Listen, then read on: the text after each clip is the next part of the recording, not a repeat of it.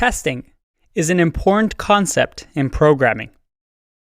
Although we start off writing a simple script.js file with a few lines of code, when we start getting into the real world, you start getting thousands and millions of lines of code, hundreds of JavaScript files, files worked on by many people from different divisions in a company, and most likely all of them starting at different time at the company, all the code changes happening over time at different times as people work on the project. As the complexity of the code and the size of the code increases, it becomes harder and harder for someone to fix a bug that may arise.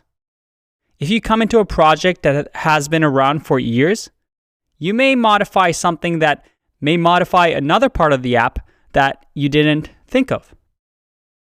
And you start creating all these bugs with new features that you introduce into the app. The longer that code stays in a project, the more likely it is to be touched by different developers. So you see the problem here?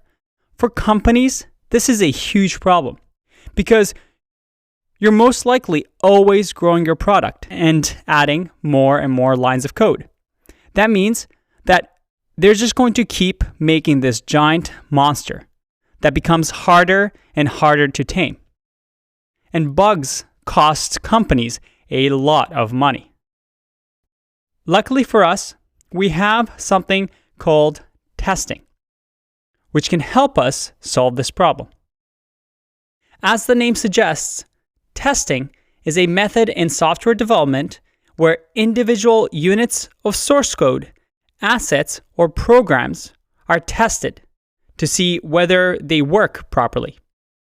Although it may not be a big part of a coding interview when you first get started, it is a big part of any major software company that you work for.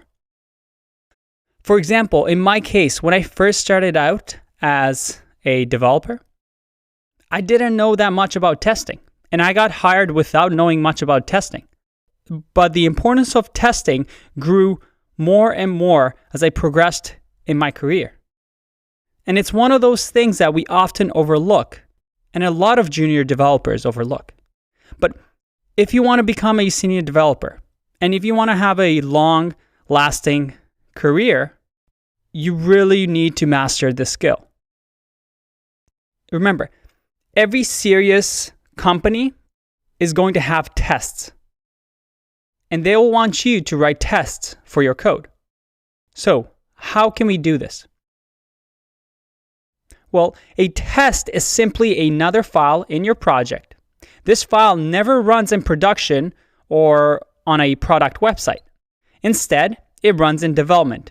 It's a file that you run to make sure before you release to production that what you just have written works as intended.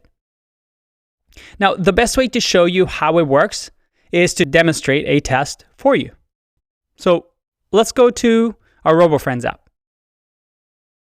I have the RoboFriends app here, but I've included a few tests just to demonstrate for you how it works. And by the end of this section, you're going to be able to write these as well. And we're going to write them together. But if I run npm run test, again, a command that comes with create React app, let's see what happens. I get a few things saying that no test found related file changes since last commit because I've already run the test. But if I press A, did you catch that? We have 6 test suites, 16 tests, and 5 snapshots that passed. All right, what does this all mean? And why do all these components have the .test.js file in here? I see a lot of green, which is probably good, but what does this all mean?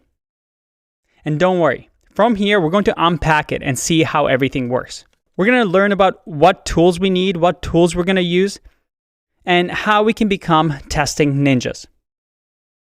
By the way, you may hear the term TDD, or test-driven development. That is the idea of writing tests even before you actually write your application code, so that you start writing code based on the tests that you provide. And some people really love this way of working, and you can read up on it and decide for yourself if this is something you would want to try out. Now, to get back to the point. We are humans, and as humans, we make mistakes. It's unavoidable. As an application grows, it is impossible to think of all cases in your code and have all the if statements that take care of all use cases, especially not from the very beginning. Although adding tests will definitely decrease our development speed, since now we're writing more code just for tests, in the long run, if your project is of a certain size, it's always better to write tests because you avoid bugs in the long term. All right, in this section, we're going to learn all about it. As always, we're going to go through some core concepts and build our foundation, and then we're going to get to coding some of our own tests. Let's get started.